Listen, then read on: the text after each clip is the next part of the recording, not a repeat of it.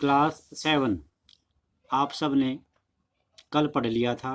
ये जो पैरा मैं दोबारा पढ़ा रहा हूँ ये कल हम पढ़ चुके थे।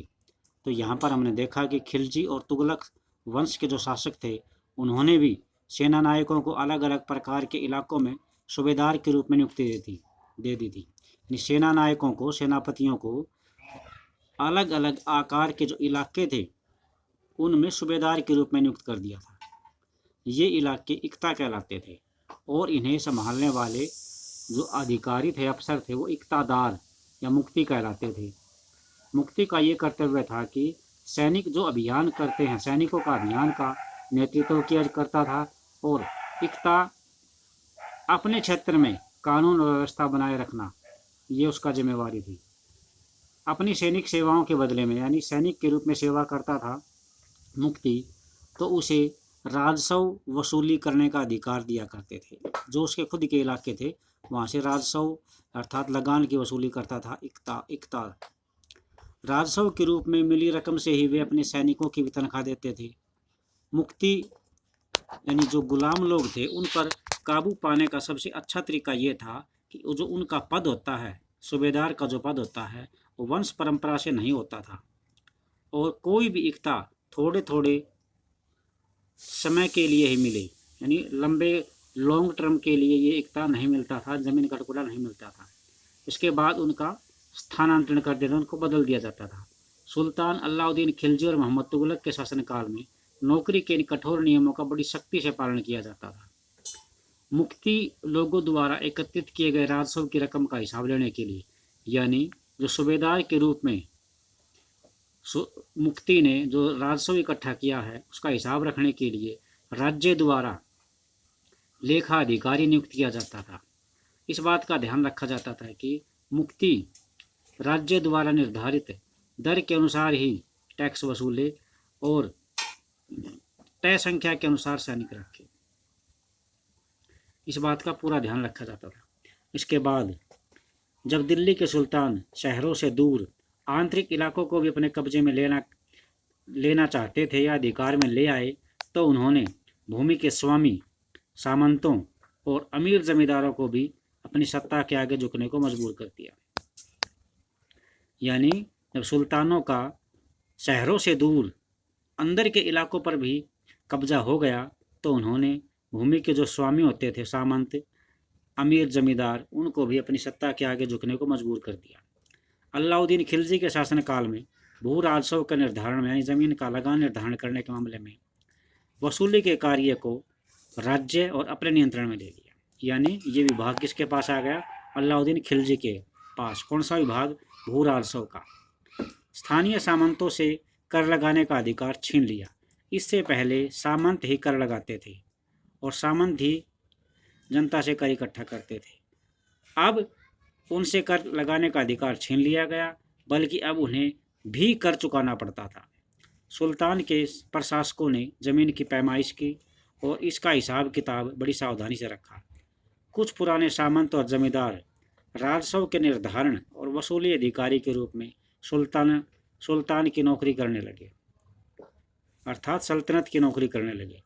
इस तरह उस टाइम 3 तरह के कर थे। एक तो खेती पर कर, कृषि पर, जिसे खैराज कहा जाता था, और जो किसान की उपज का लगभग 50% होता था। अर्थात अगर किसी के खेत में 50 क्विंटल गेहूं पैदा हुआ है तो आधा का टैक्स के रूप में जाता था। दूसरा टैक्स मवेशियों पर, पशुओं पर, और तीसरा घरों पर।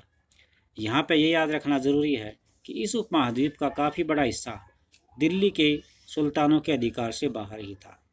यानी पूरे उपमहाद्वीप पर दिल्ली के जो सुल्तान थे उनका अधिकार नहीं था।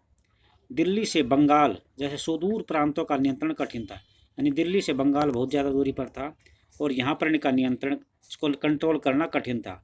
दक्षिणी भारत की विजय के तुरंत बाद ही यह इलाका पूरी तरह से स्वतंत्र हो गया था। यहाँ तक कि गंगा के मैदानी इलाके में भी घने जंगलों वाले ऐसे क्षेत्र थे जिसमें पैठ लगाने में सुल्तान की सेनाएं असक्षम थी। यानी यहाँ पर हमला करने में, अधिकार करने में ये सुल्तान की जो सेनाएं थी वो असक्षम थी, अयोग्य थी। स्थानीय सरदारों ने इन क्षेत्रों में अपना शासन जमाया, यानी यहाँ के जो उस क्षेत्र के जो सरदार थे उन्होंने इस क्षेत्र में अपना शासन जमा लिया। अलाउद्दीन खिलजी और मोहम्मद तुगलक इन इलाकों पर जोर ज़बरदस्ती करके अपना अधिकार जमा तो लेते, परंतु वह अधिकार कुछ ही समय तक रह पाता, लंबी अवधि तक नहीं रह पाता। सरदार और उनकी किलेबंदी।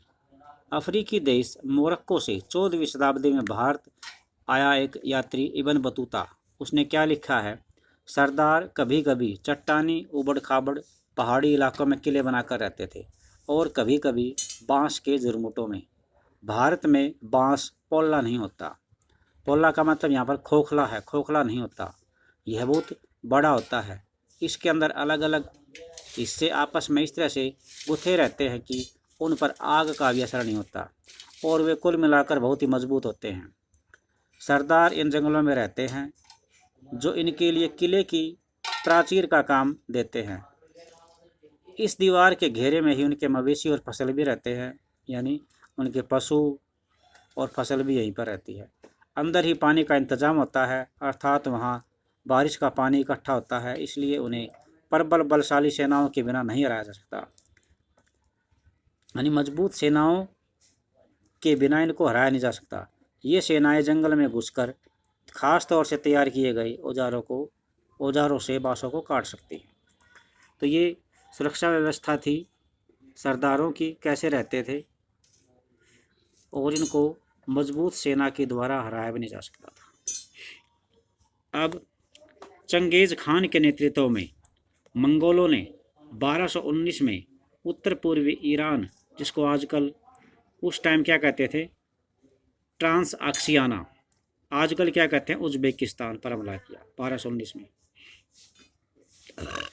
और शीघ्र बाद ही दिल्ली सल्तनत को उसका धावा झेलना पड़ा। यानी पहले चंगेज़ खान के नेतृत्व में मंगोलों ने उज़्बेकिस्तान पर हमला किया और फिर थोड़े समय के बाद दिल्ली पर हमला किया।